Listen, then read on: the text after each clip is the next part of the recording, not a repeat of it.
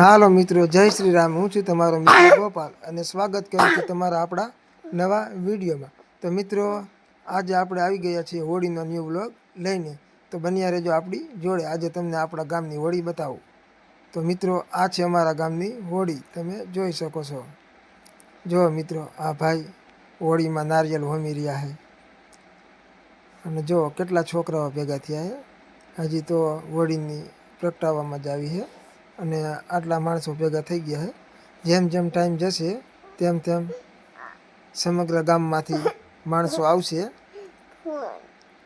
જો મિત્રો, આ આપણા સબસ્ક્રાઈબર મિત્ર છે। જો મિત્રો, આ નાના છોકરાઓ હોળીને આટા ફરી રહ્યા છે। નાના છોકરાઓને આવો પરબ હોય એટલે ખૂબ જ મજા આવે।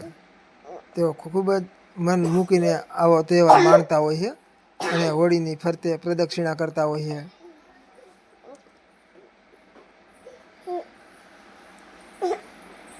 જોઈ શકો છો મિત્રો, આ અમારા ગામડાની હોળીઓ। આવી હોળી તો ફક્ત ગામડામાં જ જોવા મળે ભાઈ। હજી તો ભાઈ વરરાજાઓ આવશે હો, જાનું લઈને, પોતપોતાની જાનું લઈને હમણાં જ વરરાજાઓ આવશે। તમે મિત્રો જોઈ શકો છો। અને અહીંયા જો આ થોડાક છોકરાઓ છે જે ગુલાટિયા ખાઈ રહ્યા છે। હોળીમાં જ્યારે પ્રગટાવવામાં આવે ત્યારે ગુલાટિયા ખાવાનું પણ ખૂબ જ મહત્ત્વ છે। જે ગુલાટિયા ખાય એટલે તેમનું સ્વાસ્થ્ય સારું રહે તેવી અમારી કાઠિયાવાડની માન્યતા છે। એટલે અહીંયા છોકરાઓ તેના ઘરમાં જેટલા સદસ્યો હોય તે બધા સદસ્યો વતી એક એક ગુલાટિયું ખાતા હોય છે। જો મિત્રો, હવે આ બધા વરરાજાઓ આવી ગયા છે।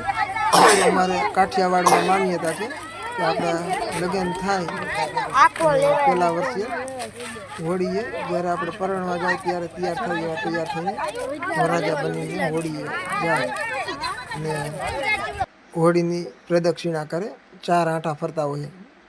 તો તમે જુઓ, હવે આ વરરાજાઓ હોળીની પ્રદક્ષિણા કરવા તૈયાર થઈ ગયા છે અને પાછળ આ લોકો ગંગાજળ લઈને ચાલી રહ્યા છે। એ ફરતે વરરાજાઓ પ્રદક્ષિણા કરશે અને આ છોકરાઓ ગંગાજળથી રાઉન્ડ કરશે।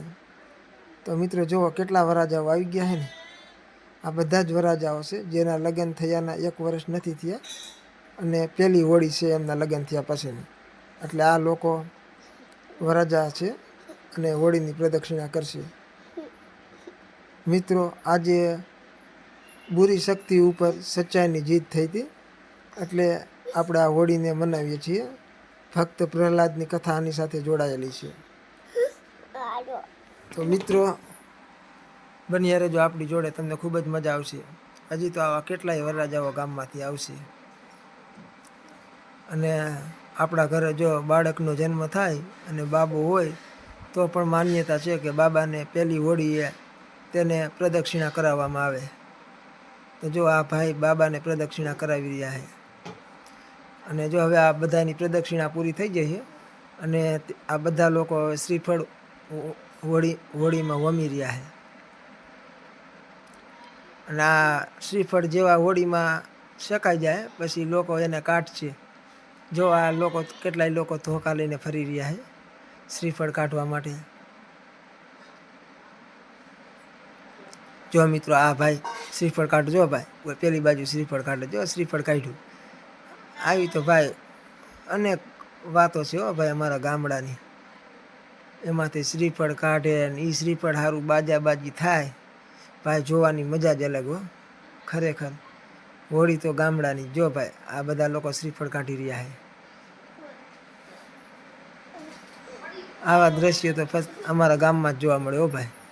અને આવા દ્રશ્ય જોવા હોય તો ભાઈ તમારા ગામડાની હોળી જોવા આવવી પડે।